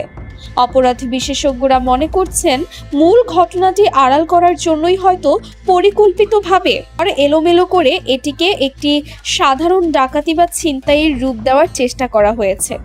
কিন্তু রহস্যের জট পাকতে শুরু করে তখন যখন স্থানীয়রা এবং আমার দেশ পত্রিকার মতো জনপ্রিয় সংবাদ মাধ্যম চাঞ্চল্যকর এক খবর প্রকাশ করে। জানা যায় যে বাড়িতে এই মর্মান্তিক পরিণতি হয়েছে ঠিক তার পাশের একটি বাড়িতেই অপরিচিত কিছু ভারতীয় নাগরিকের নিয়মিত এবং অত্যন্ত রহস্যজনক যাতায়াত ছিল। প্রশ্ন ওঠে, একটি সাধারণ পাড়ায় হঠাৎ করে ভিনদেশি নাগরিকদের এত আনাগোনা কেন? আর সবচেয়ে আশ্চর্যের বিষয় হলো এই ঘটনার কয়েক ঘন্টার মধ্যেই ভারতীয় মিডিয়াগুলো কিভাবে কোনো প্রমাণ ছাড়াই বাংলাদেশে হিন্দু সম্প্রদায়কে শেষ করে দেওয়া হচ্ছে বলে ব্রেকিং নিউজ প্রচার করা শুরু করলো, যেন আগে থেকেই তাদের কাছে পুরো স্ক্রিপ্ট লেখা ছিল। আর ঠিক এমন এক শ্বাসরুদ্ধকর ও রহস্যময় পরিস্থিতির মাঝেই গতরাতে হঠাৎ করে সামাজিক যোগাযোগ মাধ্যম এবং রাষ্ট্রীয় টেলিভিশনে জরুরি লাইভে আসেন প্রধানমন্ত্রী তারেক রহমান। চেহারায় চরম কাঠিন্য, চোখে মুখে দেশের সার্বভৌমত্ব রক্ষার এক অটুট প্রতিজ্ঞা নিয়ে তিনি জাতির সামনে যে কথাগুলো বললেন তা প্রতিটি দেশপ্রেমিক বাংলাদেশের রক্ত গরম করে দেওয়ার জন্য যথেষ্ট। অত্যন্ত দৃঢ় ও কঠোর কণ্ঠে প্রধানমন্ত্রী তারেক রহমান বলেন, রংপুরের মাছুয়াপাড়ার ঘটনাটি কোনো সাধারণ অপরাধ বা মাদকের জের ধরে ঘটা কোনো বিচ্ছিন্ন ঘটনা নয়। এটি নতুন এবং স্বাধীন বাংলাদেশকে বিশ্ব দরবারে অস্থিতিশীল প্রমাণের একটি গভীর ও সুপরিকল্পিত আন্তর্জাতিক ব্লুপ্রিন্ট। লাইভে তিনি অত্যন্ত চাঞ্চল্যকর তথ্য ফাঁস করে বলেন, আমরা জানি কারা দেশের বাইরে বসে, বিশেষ করে প্রতিবেশী দেশে আশ্রয় নিয়ে তাদের গোয়েন্দা প্রভুদের সাথে মিলে বাংলাদেশের সাম্প্রদায়িক সম্প্রীতি নষ্ট করার চক্রান্ত করছে। রংপুরের ওই বাড়ির আশেপাশে যেসব ভিনদেশি নাগরিকদের আনাগোনার কথা আপনারা শুনেছেন, আমাদের চৌকস গোয়েন্দা বাহিনী ইতোমধ্যেই তাদের ব্যাপারে ভয়ঙ্কর সব তথ্য প্রমাণ হাতে পেয়েছে।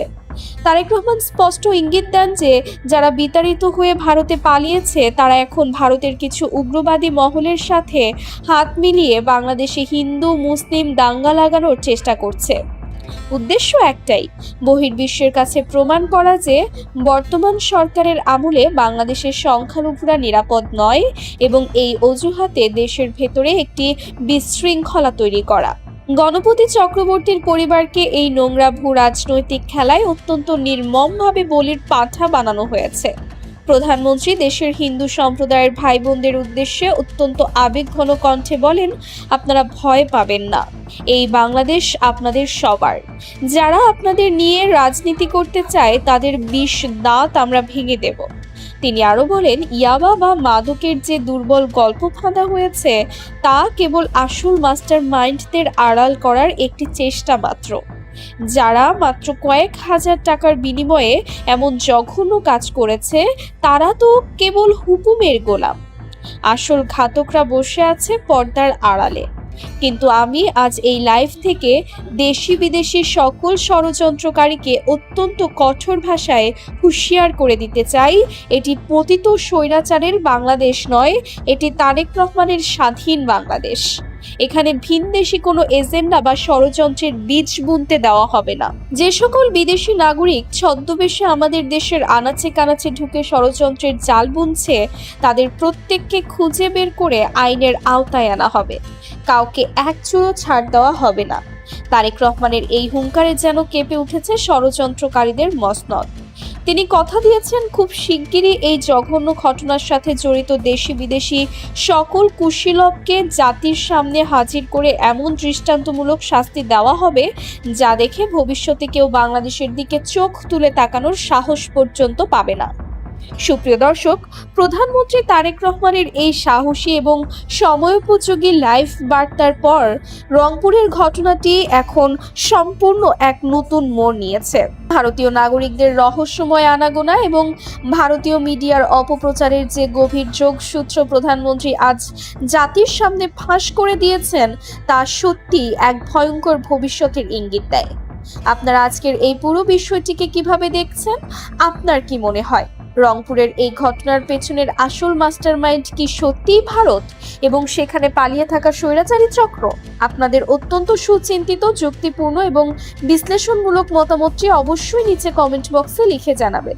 দেশের আনাচে কানাচে ঘটে যাওয়া এমন সব চাঞ্চল্যকর ভূ রাজনৈতিক ঘটনার পেছনের আসল রহস্য মিলছে না পুলিশের দেওয়া তথ্য। রংপুরের সেই ঘটনার চাঞ্চল্যকর নতুন মোড়। দর্শক, একটি সাধারণ ঘটনাকে যখন প্রশাসন খুব সহজভাবে ব্যাখ্যা করে আর পারিপার্শ্বিক প্রমাণ যখন সম্পূর্ণ উল্টো কথা বলে তখন স্বাভাবিকভাবেই রহস্যের জাল আরো গভীর হয়। রংপুরে একটি পরিবারের 4 সদস্যের চিরবিদায়ের ঘটনায় ঠিক এমনটি ঘটেছে। পুলিশের দেওয়া তথ্যের সাথে ফরেনসিক রিপোর্টের কোনো মিল পাওয়া যায়নি। যুক্ত হয়েছে আসামের শার্ট এবং বাড়ির বিদ্যুৎ সংযোগের মতো চাঞ্চল্যকর সব বিতর্ক। এখন প্রশ্ন হলো, সেদিন আসলেই কি ঘটেছিল? রংপুরের অবসরপ্রাপ্ত স্কুল শিক্ষক গণপতি চক্রবর্তী সহ তার পরিবারের 4 সদস্যের সেই পরিণতির পর পুলিশ যে বিবৃতি দিয়েছিল তার সাথে চিকিৎসকদের ময়নাতদন্তের রিপোর্টে বড় ধরনের অমিল ধরা পড়েছে। রংপুর মেট্রোপলিটন পুলিশ কমিশনার দাবি করেছেন যে নিহত আগামী চক্রবর্তীর মুখের চোয়াল ভেঙে দেওয়া হয়েছিল, কিন্তু ফরেনসিক বিভাগের সহকারী অধ্যাপক ডক্টর বাবুল কুমার বিশ্বাস স্পষ্ট জানিয়েছেন তাদের শ্বাসরোধ করে পৃথিবী থেকে সরিয়ে দেয়া হলেও কারোর চোয়াল ভাঙার কোনো প্রমাণ পাওয়া যায়নি। এমনকি পুলিশ মুখমণ্ডলে রাসায়নিক বা অ্যাসিড ব্যবহারের যে ইঙ্গিত দিয়েছিল ফরেনসিক রিপোর্টে সেটিও নাকচ করা হয়েছে। পচন প্রক্রিয়ার কারণেই চেহারার এমন পরিবর্তন হয়েছে বলে চিকিৎসকরা জানিয়েছে। মেয়ের মাকে দেখছে তো ওইগুলো বলা যাবে না বাইরে, ডাক্তারের উপর নির্ভর, এখন ডাক্তারের উপর নির্ভর। ডাক্তার অধিকতর নিশ্চিত হবার জন্য সংগৃহীত নমুনা সিআইডির ল্যাবে পাঠানো হয়েছে। এর পাশাপাশি আসামির পরনের শার্ট, ঘটনার সময় বিদ্যুৎ সংযোগ বিচ্ছিন্ন থাকা এবং ঘটনার রাতে আসামিদের গতিবিধি নিয়ে পুলিশের দাবির সাথে বাস্তব প্রমাণের চরম অসঙ্গতি দেখা দিয়েছে। কিন্তু শুধু এই অমিলের তথ্যগুলো জানলে পুরো ছবিটা পরিষ্কার হয়ে যায় না। দর্শক, এই খবরের আসল অর্থ বুঝতে হলে তদন্ত প্রক্রিয়ার স্বচ্ছতার দিকেও তাকাতে হবে। সিদ্ধার্থ ওর শরীরে কিছু আঁচড়ের দাগ আছে। একটি অত্যন্ত স্পর্শকাতর ঘটনার তদন্তের শুরুতেই যদি এমন তথ্যগত বিভ্রাট দেখা যায়, তবে সাধারণ মানুষের মনে প্রশাসনের প্রতি আস্থার সংকট তৈরি হবে। রাজনৈতিক বা সামাজিক দিক থেকে এর অর্থ আরও গভীর। যখন খোদ পুলিশের উপকমিশনারের শার্ট এবং আটক আসামির শার্ট হুবহু এক হয়ে যায়, তখন মানুষের মনে এই প্রশ্ন ওঠা স্বাভাবিক যে পুরো ঘটনাটিকে কোনো বিশেষ দিকে প্রবাহিত করার চেষ্টা চলছে কিনা। যদি শুরুতেই তদন্তের মৌলিক বিষয়গুলো নিয়ে প্রশ্ন ওঠে, তাহলে প্রকৃত অপরাধীরা আড়ালে থেকে যাবার একটি বড় ঝুঁকি তৈরি হতে পারে। দর্শক, এই বিতর্কের পেছনের কারণগুলো বুঝতে হলে ঘটনার পারিপার্শ্বিক বিষয়গুলোর দিকে নজর দিতে হবে। আধুনিক অপরাধ বিজ্ঞানে ক্রাইম সিন বা ঘটনাস্থলের প্রতিটি ছোট প্রমাণ খুব গুরুত্বের সাথে দেখা হয়।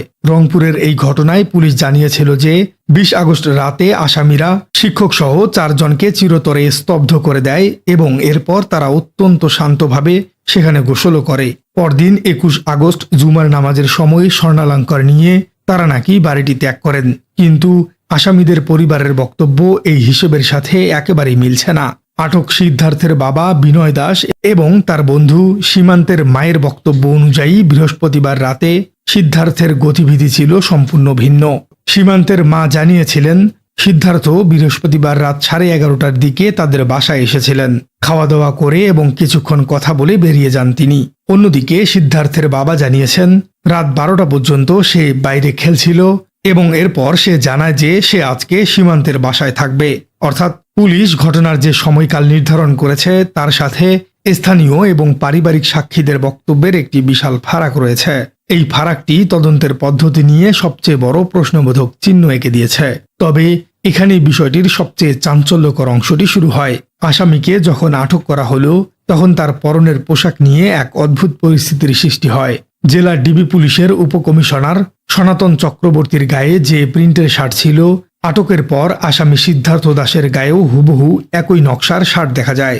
এই বিষয়টি সামাজিক যোগাযোগ মাধ্যমে তীব্র বিতর্কের জন্ম দেয়। সিদ্ধার্থের বাবা বিনয় দাস সরাসরি জানিয়েছেন, তিনি যখন নিজের ছেলেকে পুলিশের হাতে তুলে দেন, তখন তার গায়ে কেবল একটি ঘিয়া রঙের গেঞ্জি ছিল। তাহলে পরবর্তীতে কিভাবে তার গায়ে হুবহু ওই ডিবি কর্মকর্তার মতো শার্ট এলো, তা নিয়ে তিনি সম্পূর্ণ বিস্ময় প্রকাশ করেছেন। এই একটি শার্ট যেন পুরো তদন্ত প্রক্রিয়ার উপর একটি বিশাল সন্দেহের মেঘ তৈরি করেছে, যা সাধারণ মানুষকে গভীরভাবে ভাবিয়ে তুলছে। দর্শক, বিষয়টিকে যদি পুলিশের দৃষ্টিকোণ থেকে দেখা হয়, তাহলে তাদের ব্যাখ্যাটা একটু ভিন্ন। ডিবি কর্মকর্তা সনাতন চক্রবর্তী এই ঘটনাটিকে স্রেফ কাকতালীয় বলে দাবি করেছেন। তিনি যুক্তি দিয়েছেন যে এটি আড়ংয়ের একটি সাধারণ শার্ট, যা দেশের হাজার হাজার মানুষের কাছে থাকতে পারে। তিনি নিজের মেটাডাটা যুক্ত ছবি দেখিয়ে প্রমাণ করার চেষ্টা করেছেন যে আটকের পরপরই তারা কাকতালীয়ভাবে একই শার্ট পরা অবস্থায় ছিলেন। পুলিশের মতে তদন্তকে ভিন্ন খাতে প্রবাহিত করার জন্য একটি চক্র এই শার্ট নিয়ে বিভ্রান্তি ছড়াচ্ছে। অন্যদিকে তদন্তকারী কর্মকর্তার দাবি, মূল ঘটনার সাথে এই পোশাক বিতর্কের কোনো সম্পর্ক নেই। আসামিরা ইতিমধ্যেই জবানবন্দি দিয়েছেন এবং পুলিশ সেই জবানবন্দির ভিত্তিতে ঘটনার মোটিভ নিশ্চিত করেছে। অর্থাৎ প্রশাসনের দৃষ্টিকোণ থেকে তারা অত্যন্ত সফলভাবে একটি জটিল ঘটনার রহস্য উন্মোচন করেছে এবং এই ছোটখাটো বিতর্কগুলো কেবলই সামাজিক মাধ্যমে গুজব এবং সেটি মূল তদন্তকে কোনোভাবে প্রবাহিত করবে না। তবে বিষয়টিকে শুধু এই দৃষ্টিকোণ থেকে দেখলে ছবির আরেকটি পিঠ অদৃশ্যই থেকে যাবে। সমালোচকদের যুক্তি হলো, শুধু টি শার্টের বিষয়ে কাকতালীয় বলে উড়িয়ে দেয়া গেলেও অন্যান্য অসঙ্গতিগুলো কিভাবে ব্যাখ্যা করা হবে। যেমন, ঘটনার রাতে পুরো বাড়িটির বিদ্যুৎ সংযোগ সম্পূর্ণ বিচ্ছিন্ন ছিল। ইলেকট্রিশিয়ান উজ্জ্বল কুমার স্পষ্টভাবে জানিয়েছেন, খুঁটি থেকে মেইন লাইনের সংযোগটি সুনির্দিষ্টভাবে খুলে ফেলা হয়েছিল, যা কোনো সাধারণ যান্ত্রিক ত্রুটি ছিল না। শর্ট সার্কিট হয়ে সংযোগ বিচ্ছিন্ন হবার কোনো প্রমাণ সেখানে ছিল না। অথচ ডিবি পুলিশ বলছেন, বিদ্যুৎ সংযোগ বিচ্ছিন্ন থাকার বিষয়টি তাদের একেবারেই জানা নেই। একটি বাড়িতে 4 জন মানুষের এত বড় একটি পরিণতির সময় বিদ্যুৎ না থাকার বিষয়টি পুলিশের তদন্তে কেন গুরুত্ব পেল না, তা নিয়েও সমালোচকরা জোরালো প্রশ্ন তুলছেন। আর এখানে সামনে আসে এমন একটি তথ্য, যেটি পুরো হিসেব নিকেশকেই নতুন করে মেলাতে বাধ্য করে। সিসিটিভি ফুটেজের একটি দৃশ্য পুরো ঘটনাটিকে অন্য একটি মাত্রা দিয়েছে। ফুটেজে পরিষ্কার দেখা যায়, পুলিশ যখন স্কুল শিক্ষক গণপতি চক্রবর্তীর বাড়ির থেকে দেহগুলো উদ্ধার করছিল, ঠিক সেই সময়টাতেও আসামি সিদ্ধার্থ দাস ওই বাড়ির সামনের গলিতেই অত্যন্ত স্বাভাবিকভাবে ঘোরাফেরা করছিল। অপরাধ বিশ্লেষকরা বলছেন, সাধারণত অপরাধীরা এত বড় ঘটনার পর ঘটনাস্থলের আশেপাশে এতটা স্বাভাবিকভাবে ঘোরাফেরা করেন না। এই দৃশ্যটি একটি বড় প্রশ্ন তৈরি করেছে।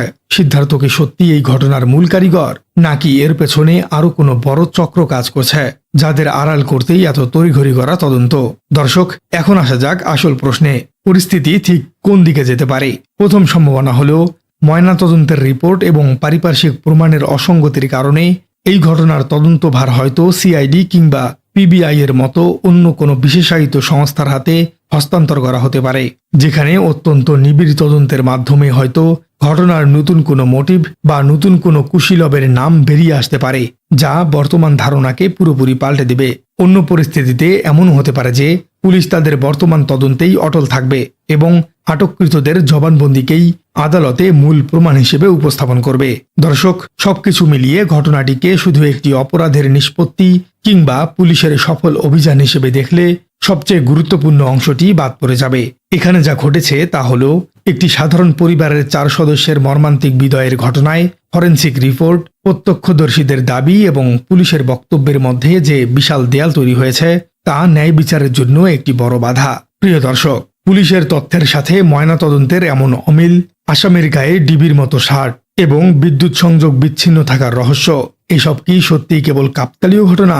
পুরো বিষয়টি নিয়ে আপনার মন্তব্য কি? কমেন্টে জানিয়ে দিন আপনার গুরুত্বপূর্ণ মতামত। আমি যেন পরিত্রাণ পাই, পা তো রক্ষার জন্য খাটের নিচে চলে গেছে।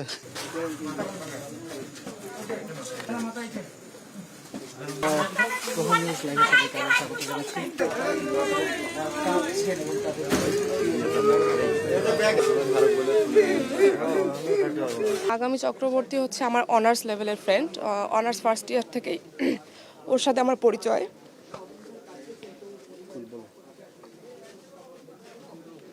আমি আজকে রাত 10টার দিকে, 10টার পর অবশ্য লাইভ দেখতেছিলাম ডিআরবি নিউজে। লাইভ দেখার সাথে সাথে মানে ওর বাবার নাম বারবার বলতেছিল, তো আমি ততক্ষণে শিওর ছিলাম না। আমার অনেক ফ্রেন্ডকে ফোন দিয়েছি, দিয়ে বলছি যে ওর বাবার নাম কি, আসলে এটা আমার মনে পড়তেছিল না। দেন যখন লাইভের শেষে ওর নাম বললো এবং ওর ভাইয়ের নাম বললো, তখন আমি শিওর হলাম। যে আমার হাজব্যান্ডকে পাঠালাম যে যাও তো ওদের বাসার ওখানে, আমরা তো চিনি ওদেরকে, যে আসলেই ঘটনা কি সত্যি কিনা। যে ও আসলো, আসার পর বললো যে হ্যাঁ সত্যি। আমি এখনো বিশ্বাস করতে পারতেছি না যে ও আমাদের মাঝে নাই। দিদি দিদি করে চিৎকার করছে, এই কথা বল রে, কোথায় তোরা, কোথায় তোরা, কোন সারা শব্দ নাই। তখন থাই গ্লাসের জানালা অনেক জোরে জোরে ধাক্কা দিচ্ছি, আটকানো, আবার ভিতর থেকে সব আটকানো, অনেক জোরে জোরে ধাক্কা দিচ্ছি, খোলে না। তারপর শেষে একবার খুব জোরে ধাক্কা দিচ্ছি, তা সরে গেল। সরে যাওয়ার পর টর্চ ফোকাস করে দেখি যে একদম ডয়ার যা যা ছিল সব জিনিসপত্র ছড়ানো ছিটানো, কাপড় চোপড় সব কিছু। তখন আমি তো হাউমাউ করে চিৎকার করে কান থেকে উঠলাম যে এরকম করা মানে শেষ করছে ওদের, ওরা শেষ, ওরা নাই, পৃথিবীতে নাই। এখন আমি তো সেই চিৎকার করে কান্নাকাটি করতেছি। তারপর আবার পাশেই আমার দুলা ভাইয়ের বেলকনি, ওই ছাদ দিয়ে আবার বেলকনিটাতে মানে দেখি যে ওই বেলকনির দরজাটা শুধু ভাঁজ দিয়ে ইয়ে করে রাখছে। তা আমি বললাম যে আচ্ছা এই দরজাটা খোলা যাবে একটা লাঠি হলে। তা ছাদে দেখলাম একটা বাঁশ, ওই বাঁশটা দিয়ে দরজাটা খুললাম। খুলে দেখি আমার দুলা ভাই আর দুলা ভাইয়ের ছেলেটা প্রিয়ম, ওরা একসাথে শোয়, ওর বাবার সঙ্গে ও শোয়। তো দেখি মশারিও খাটাইছে শোয়ার জন্যে, স্ট্যান্ড ফ্যান ইয়ে করে দিছে, কিন্তু টর্চ ফোকাস করে দেখি আমার দুলা ভাইও নেই, প্রিয়মও নেই। পুলিশ আসার পরে দেখলাম, তখন এসে দেখলাম সব এলোমেলো, তখনও লাশ দেখা যায় নাই। পুলিশ তারপর উপরে আস্তে আস্তে উঠে ছাদের দিকে যখন যায়, তখন যায় দেখে, তখন লাশ দেখতে পায়। লাশ প্রথমে দেখলো, প্রথমে আমার এই যে শেষ যে দিদি আর কি, দিদির মেয়ে আর সিঁড়ির মানে ছাদের ওঠার আগে যে সিঁড়িটা, ওনাদের দুইজনের ডেড বডিটা ওখানে রয়েছে। তারপরে আবার ছাদে উঠাউঠি করলে, ঘোরাঘুরি করে দেখে ছাদের এক কিনারে আমার ওই বাইরের লাশটা আছে। ওখানে টিন, মাথার উপরে টিন দিয়ে রয়েছে একটা, আর পুরো বডিটা ফাঁকা। তারপর ছোট ছেলেটার পাওয়া যাচ্ছে না, ছোট ছেলেটা কোথায়? ছেলে খুঁজতে খুঁজতে দেখে যে খাটের নিচে, তারপরে তদন্ত করে দেখে যে খাটের নিচে মনে হয়তো বা আত্মরক্ষার জন্য পলাইছিল। আমি যেন পরিত্রাণ পাই, আত্মরক্ষার জন্য খাটের নিচে চলে গেছে, তাতেও রক্ষা পায় নাই, ও জায়গাতে শেষ করে দিচ্ছে ওকে। এই অবস্থা ঘটলো, কারেন্ট গেছে। আমরা মানে মহিলারা এমনিতে তো বাইরে বেড়াই, কারেন্ট গেলে ওখানে বসি আসি আমরা 2-3 জন মহিলা। 2টা ছেলে আসলো, আসি বলতেছে যে হচ্ছে এখানে মাস্টার থাকে না, মাস্টারের বাসা না? আমরা বললাম হ্যাঁ। কয় উনি কি বাসায় আছেন? তা আমরা বললাম যে উনি তো বাসায় আছেন কি না আছেন আমরা তো বলতে পারবো না, কলিং বেল চাপেন যদি পান এখন। তো কলিং বেল চাপলো, অবশ্য শব্দ হয়নি। তা আমরা বললাম কারেন্ট হয়তো নাই, ওই জন্য হলো শব্দ হচ্ছে না। তারপরে ছেলে দুটো আবার ঘুরে গেল, যাওয়ার পরে আবার হলো হচ্ছে আসলো, যখন কারেন্ট আসলো তখন তো আমরা আসতে যাচ্ছি। তা আবার বলতেছে যে হচ্ছে কারেন্ট তো আছে, হ্যাঁ আবার চাপেন। আবার হলো চাপলো, কলিং বেল কোনো বাজেনি। তারপরে ছেলেগুলো আর কথা বলে নাই, চলে গেল। তারপরে চলে যাওয়ার পরে তো আমরা সবাই বাড়ি বাড়ি ঢুকছি। এখন এখানে যে ওনার হচ্ছে ওই মাস্টারের হলো স্ত্রী হলো বোন আসছে, আসি চিল্লাচিল্লি করে ডাকতেছে, মেয়েটার নাম প্রাপ্তি করে ডাকতেছে। তখন আমরা বাসা থেকে বের হয়েছি যে এটা কি সমস্যা। পরে জানাজানি হলো ওইভাবেই আর কি, তারপরে আমরা কিছু জানি না। বলতেছে বাবা দেখো তো তোমার কাকার কোনো ফোন নাম্বারে ঢুকতেছে না, 4 জনের সবারই ফোন বন্ধ। তো বাচ্চারা ছোট স্কুলে যায়, আমার কাকা আবার একটা বাটন ফোন দিয়েছে। তো 4 জনেরই ফোন বন্ধ থাকার কারণে আমার হাজব্যান্ড আবার যখন দেখলো যে সবারই ফোন বন্ধ, তখন এক লোককে পাঠিয়ে দিচ্ছে যে আপনি গিয়ে দেখেন, তারপরে আমরা যাচ্ছি। এই লোক এসে দেখে, ততক্ষণে লোকজন সব ভর্তি হয়ে গেছে, মিডিয়া টিডিয়া সব আসছে, গেট ভাঙা চলতেছে। তারপরে তো আমরা আসলাম, আমরা আসার পথে রাস্তাতেই খবর পাইছি যে 4 জনকেই মেরে ফেলছে। আমরা তো কাউকেই চিনি না, উনি তো চাকরি করে এবং উনি এত ঠান্ডা। খুবই ভালো ছেলে ছিল, সে সোনার কাজ করে। যদি খারাপ ছেলে তো কেউ কোনোদিন সোনার কাজ করতে পারবে না, দোকান থেকে বের করে দেবে। কারণ 1 রতি সোনার দামে তো 2-4-5 হাজার টাকা। যদি খারাপ হতো তো রতি সোনা চুরি করে খেত, ওর ওস্তাদের আন্ডারে কাজ করতো, তাহলে ওর ওস্তাদ কাজ দিত না।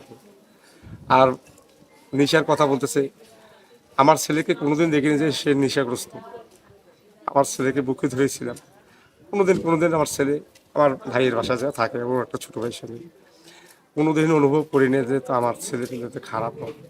আমার সন্তান যদি অপরাধী হয় তার শাস্তি হবে, আর সন্তান যদি নিরপরাধ হয় তাহলে সসম্মানে আমার বিশ্বের জাতি ভাই, আপনারা বাংলাদেশি ভাইয়েরা আমার হাতে তুলে দেবে, আমি এইটাই আশা করি।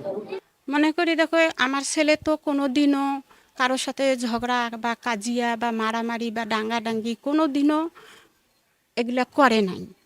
আমরা এগুলা জানিও না বলে এ হলো এই কাজ করতে পারে, এইরকম কাজ করতে পারে।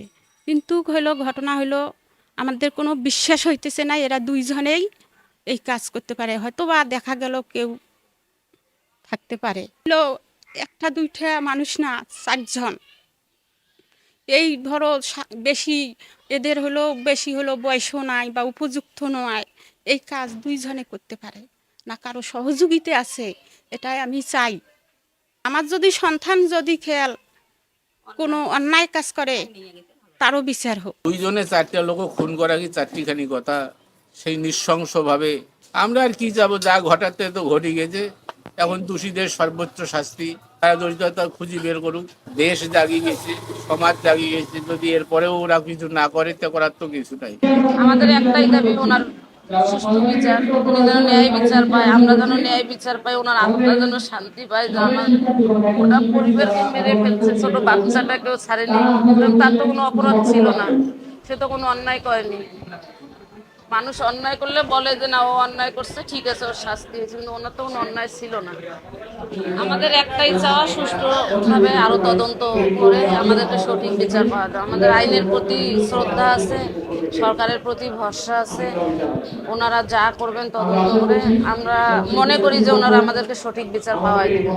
আমি কালকেও আমি ওনাদের সাথে কর্মকর্তারা ছিলেন, আমি তাদের সাথে কথা বলছি। ওনাদের যে কাজ করতেছেন ওনারা এখনো ইনভেস্টিগেশন শেষ হয়েছে এটা ওনারা বলেন নাই।